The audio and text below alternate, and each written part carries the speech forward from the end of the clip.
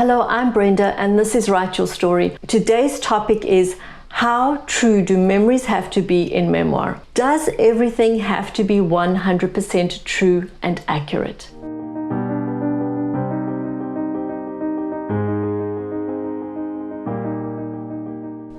First of all, let's get very clear from the start.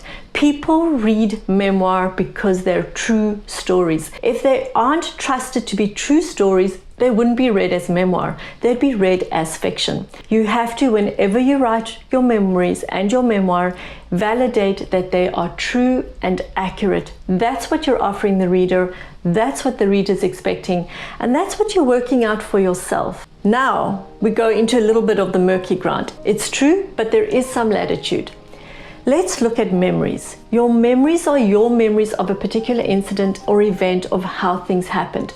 But somebody in the exact same incident, in the exact same room, or growing up in the same family, witness to the same event, may see it differently. Or you interpret your marriage and its breakdown this way, but your spouse is going to see it quite differently. So there's always the proviso, and you see this in memoir. I've seen it in Educated by Tara Westover. I've seen it in Lit by Mary Carr, where they will in parentheses even say, this is how I remember it, somebody else may have remembered it a little differently, or give some latitude of, this is my take on what happened, my husband or ex-husband's take at this stage could very well be different, and so he would see some things a little differently from how she's presenting them. But this is the best memory that she has of what happened and how it's playing out. So that's giving some offering to the reader and to yourself and to the other person involved in your story, that there may be some open to interpretation of that event, but it's still your understanding of it and how you wrote it.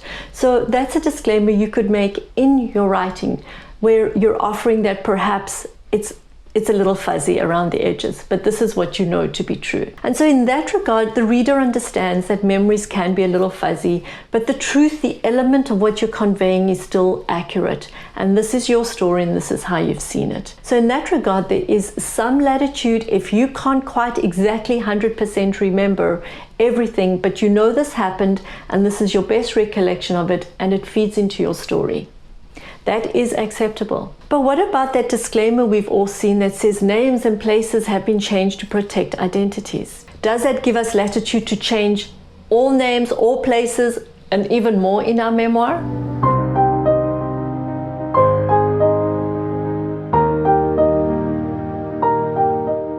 So that's my video on how true and accurate do memories have to be in memoir. And do subscribe, click on the notification bell. I'd love to see you in my next video as we talk memoir.